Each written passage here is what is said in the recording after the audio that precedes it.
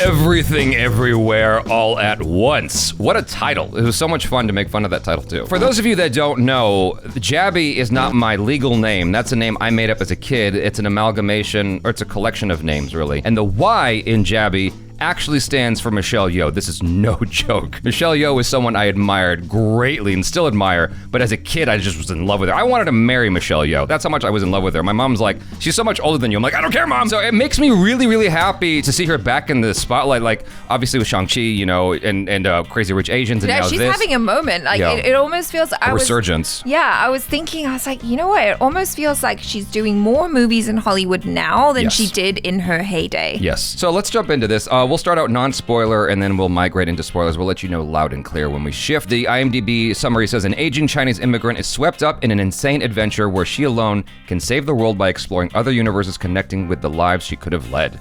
Yep. So it starts out with Michelle Yeoh as this business owner of a laundromat, and she's dealing with being accused of tax evasion, essentially. Like, yeah, she's getting audited by the IRS. She's getting audited by the IRS. Yeah. And so she's dealing with that before she gets swept up into this multi-dimensional adventure. And that's about as much as I want to say about the story. The interesting thing about this movie that I want to give you guys right off the bat is that it not only explores the idea of the multiverse and choices and destiny and all that stuff, but it also at its heart is dealing with a lot of emotional damage in the best of ways. This movie legit made me cry at least twice. Yeah. And I'm like, oh wow, like I did not expect that going into this. It's 2 hours and 20 minutes. I think they could have shaved off 20 minutes to give it a solid 2 hours. It's a little bit long, but I think that it was definitely worth the IMAX theatrical experience. Yeah, it's a stunning film, and it's just bonkers, you know. Yeah. They really leaned into the craziness or the potential craziness of the multiverse, and filmmaking is really fun. The colors, the costumes, all of that is just insane. I did find it a little bit taxing towards the middle. Once you've kind of gotten used to all of the craziness of being in a multiverse and all that, I did feel a little bit exhausted, but they really stick the landing with the end. Yes. And so I was like,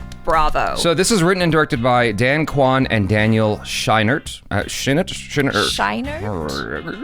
So it's starring Michelle Yeoh, Stephanie Su, and Hui Quan. That name Quan just shows up all over the place, doesn't it? Yeah. And James Hong's also in this, who's dad in Kung Fu Panda. Jamie Lee Curtis has a very big role in the film. She does a great job. I suppose those are the names worth acknowledging the most out of this. Michelle Yeoh does a fantastic job as the lead in this film and carrying this movie, and she deserves this dope-ass picture for all of her years of service to the world, the global industry of film. Her amazing talent as a martial artist and an actress. I'm so glad that she's got this vehicle. She does an amazing job from an acting perspective, from a martial arts perspective, just like emotional damage as playing this Asian mom. Yeah. It was hilarious. Like, there's so much comedy in the film that I think that it's going to be remembered for that element a lot, because it's got great martial arts, it's got heart, and it's got a lot of funny moments. As an Asian watching it, there were so many relatable moments where I'm like, oh my God, yes, I recognize that in my own family. Yeah. You know? It's quite a daring movie, to say the least, and I think that's something you'll recognize at the latest. Like, you're going to see, it's a very, very daring film,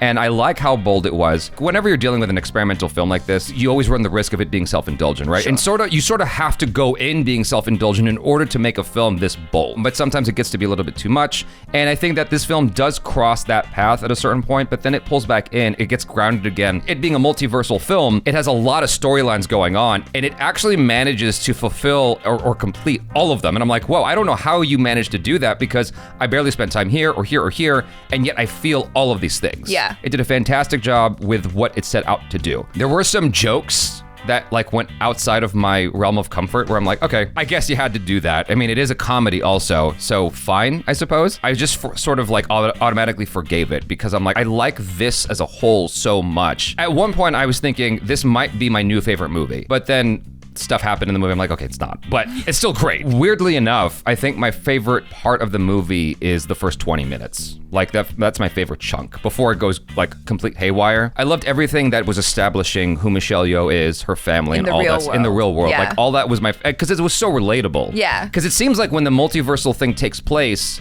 all that's just gonna stop mattering. But it matters so much. So much. Let's go into our spoilers for this film. And you guys, if you haven't watched it yet, please go watch it at the box office. I mean, when we watched it, the theater was sold out. The movie goes on longer than you think. Like, because you know it's 2 hours and 20 minutes, but like so much is happening. It's got so much momentum that when you reach the 1 hour mark, you realize, oh, the movie's kind of just getting started. It just began. Yeah. Spoilers, you guys. I was surprised that you mentioned the emotional damage aspect already in the non-spoiler part. Well, you get that in the first 20. That was the thing that I really enjoyed about it, but it also made me go, oh my God, why is it that every Asian American film coming out, maybe even ever, I was gonna say the past few years, but you go back as far as Joy Luck Club, why is everything about emotional damage and the family? And it seems like for Asian American filmmakers, a lot of the time, they're using their art to deal and process whatever this stuff is that happened within the family, but that is so relatable. That's often what happens with art anyway, like books or movies or whatever the case might be. We're using it as a means to deal with our shit. And like they totally did that, but did it in such a unique and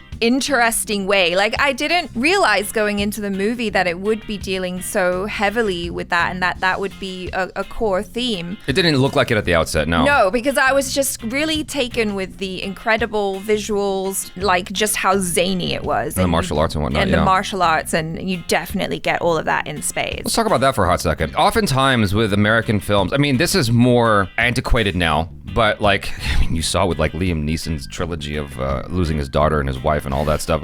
Taken. And then, Born Identity, even though that gets a lot of praise, it's just like the frenetic camera work and editing and whatnot. Like that was their tradition with American cinema for a long time. And we're finally seeing a transition towards good fight scenes in American cinema. Like you'd think that after The Matrix, you'd be getting nothing but an evolution from there, but it's like it dropped and then has slowly come back up with like Shang-Chi as an example. And now this, I'm like, oh my God, the fight scenes in this are so well done. And I believe that Kwan and Daniel Scheinert, I apologize for saying the names wrong, probably really trusted the stunt team and the design team to do a really, sound job with making cool fights and where to put the camera and whatnot, because I didn't ever feel lost while watching the fight scenes here. It felt like Asian cinema, or on par with Asian cinema in terms of slow motion stuff like Crouching Tiger, or like fast moving stuff like The Raid. I think that they just did a fantastic job all around. The fight scenes were some of the best fight scenes I've seen in American cinema in a long time, amongst Shang-Chi and The Matrix, like that level. Yeah, and I mean, they had some really great stunt people and action stars in there. What's the name of the guy who was in Shang-Chi? His last name is Lei. Andy Lei. Andy Lei, yeah. Or Lee, sorry. He's fantastic. Yeah. That dude is one of the most talented fuckers.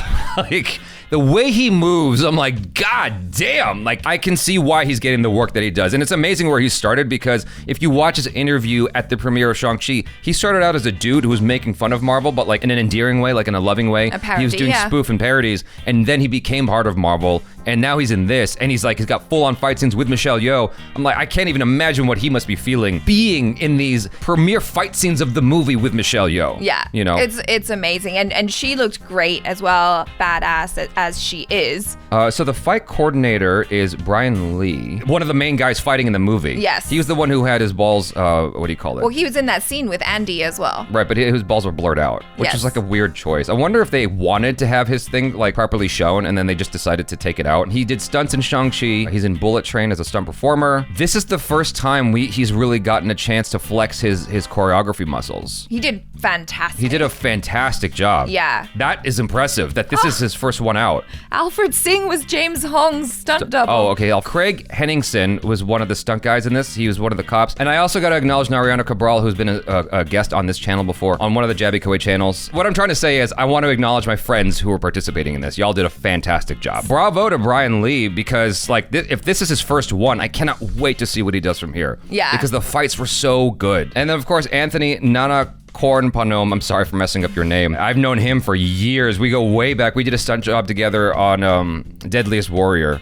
Okay. And so he's a big Thai Hispanic dude. Yeah, I know. Thai He's super white. fun. Yeah, really nice guy. So it's fun to see my friends in here doing, fantastic shit. Like, they were just amazing fight scenes. And like for that alone, you should watch this movie if you're into martial arts. And we're in the spoiler section, so of course you have already seen it. I want to talk about the visuals for a second because the way that this was shot, the cinematography was beautiful. Every single scene, it was so creative, you know, like just watching how they shot the scenes and stuff, I was like, wow, they really put a lot of thought into this. I would actually enjoy going back and really trying to, you know, take notes maybe and be like, oh wow, this would be cool to do or to emulate at some point. They were very, very creative, and also with like the costumes and stuff like that. It's color, like, the color and everything. This is multiversal, and obviously the bad guy in the movie, what was her name again? Jabuki, Chewbacca. Jabu Tabaki. Yeah, Jobu Tupaki. Yeah, Jobu Tupaki. Yeah.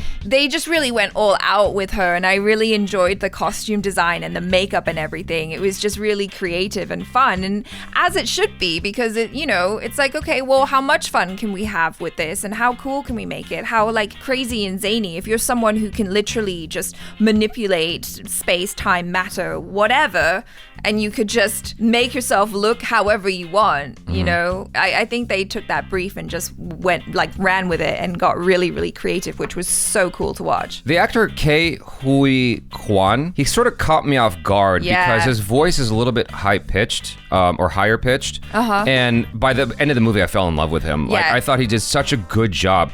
One of my favorite characters. Yeah, because he was sort of the yin to her yang, or vice versa, like to Michelle Yeoh's, Well, technically, he was more yin energy because he was like... Yin is the female energy? Yin is the female energy. Or feminine energy? Feminine energy, but like Michelle Yeoh's character, Evelyn, she had a lot more of that yang. Like fight and aggression, and he was the one who was all like, no, let's be nice to each other, let's be kind, let's love each other, and he was the sweet and sensitive one, and he was just so endearing. So we're going to be jumping around a little bit in this review because my mind is going into different places, as it would like be with this movie. Yeah, like the first 20 minutes of that film really locked me in because it reminded me of something Tarantino said a long time ago about his movies, where he goes, you know, there's certain movies you watch where you just know you're in good hands if you just trust the film. Yeah. And Tarantino's films, I mean, not all of them, but tend to be like that, where you just sort of like, okay, it's weird, but you know you're in good hands if you just go along for the, like Pulp Fiction, for instance. Like, if you just go along, it's going to be a really cool ride.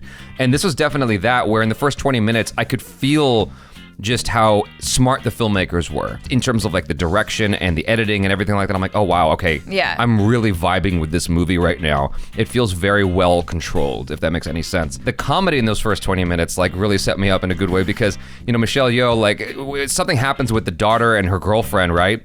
And Michelle Yeoh goes, oh, I cooked for 3, now I gotta cook for 4. And just like her snidey remarks and whatnot.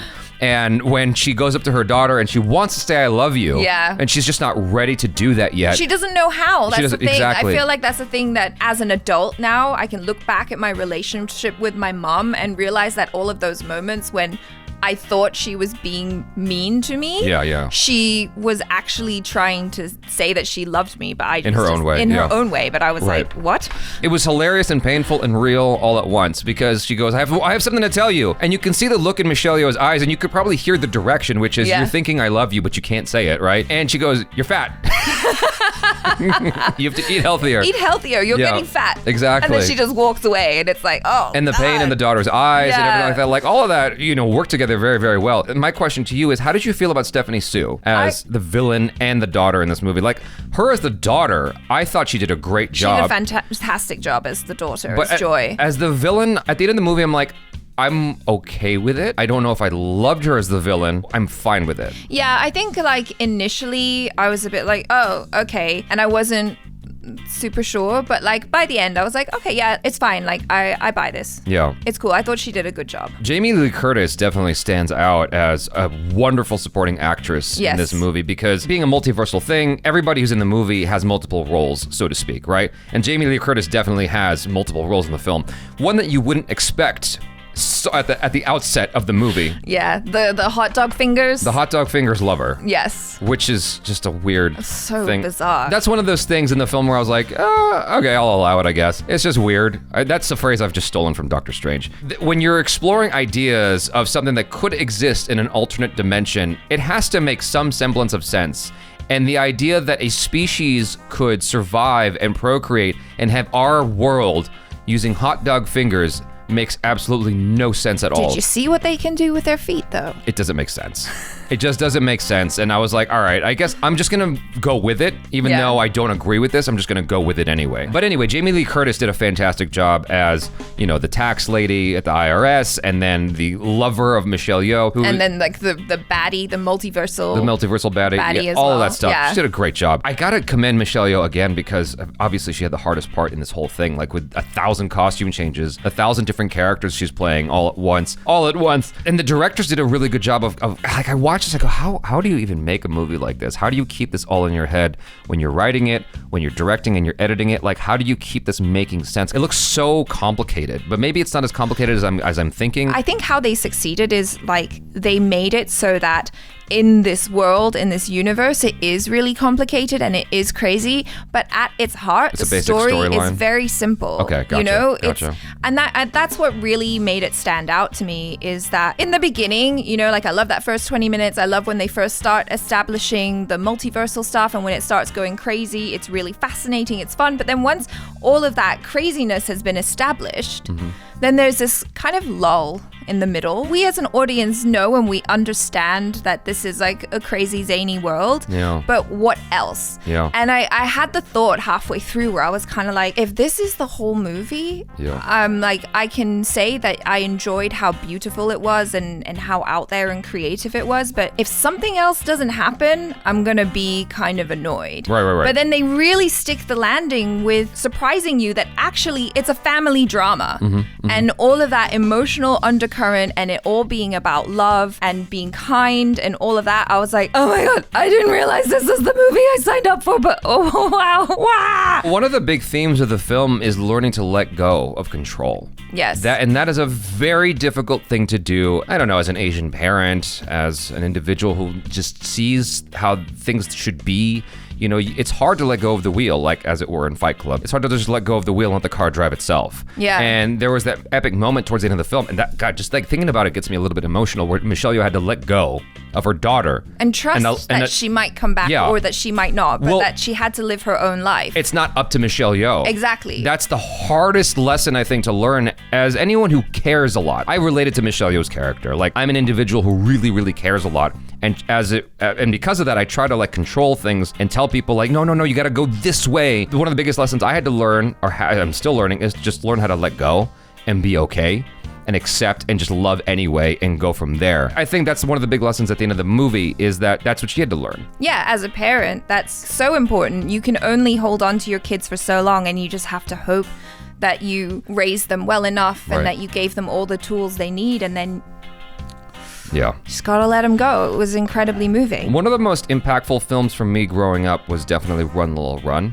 And it's because of that notion of your life could be totally different and gone a different direction entirely off of one small butterfly effect move. Yeah. Where you just decided, oh, I'm gonna step this way for a hot second, and then your whole life's different in ways that you couldn't possibly foresee, right? Yeah. And this film really explores that through the whole thing.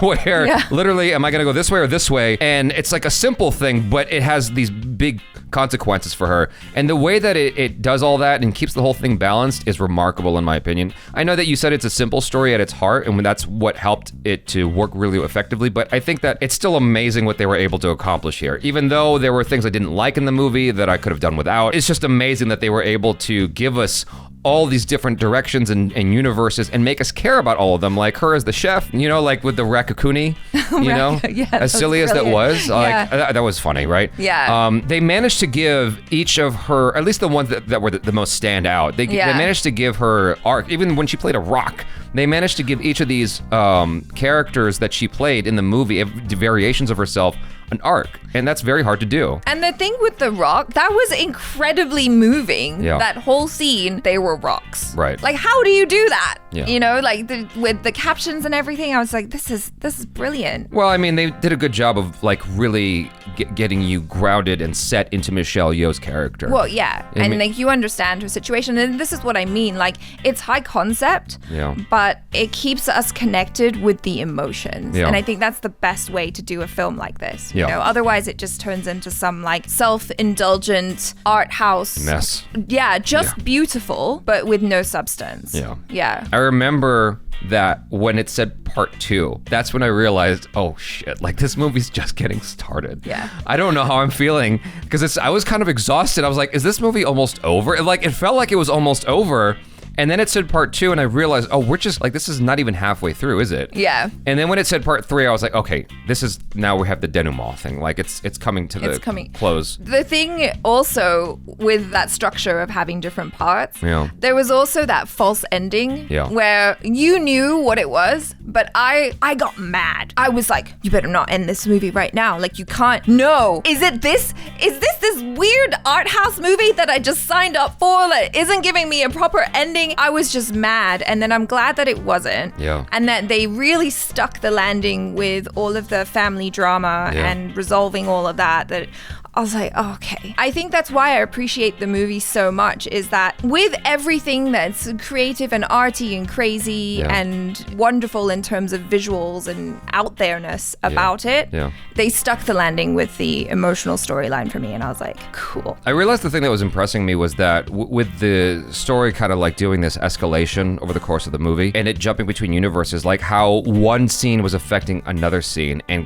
kind of coordinating and planning all that stuff. This is not a film you can improvise at all with. Yeah. Like you need to know exactly what your movie is before you start out on, step 1. Yeah. Because jumping around is like, okay, so now we're at this location, this is connected to this location over here. Like when she gets slapped, it has an effect over here. Maybe the reason it's 2 hours and 20 minutes is because everything is so interconnected when you tell the story that if you cut one thing out, it might completely fall apart. You know what I mean? Maybe that's why. But also talking about locations, how cool that most of the film takes place in the IRS office. That's so creative with that. That's what helps us to know that this is a low-budget movie. Like, it makes itself feel much bigger than it is. Yeah. And it's very, very creative and clever with its use of locations and the way it's shot and everything like that to make it give you this sense of it having this much larger scope than it actually is. Yeah. And I thought that was just excellent. It's like excellent producing, excellent creativity there. Yeah. The stuff that like really hit me though was like towards the end when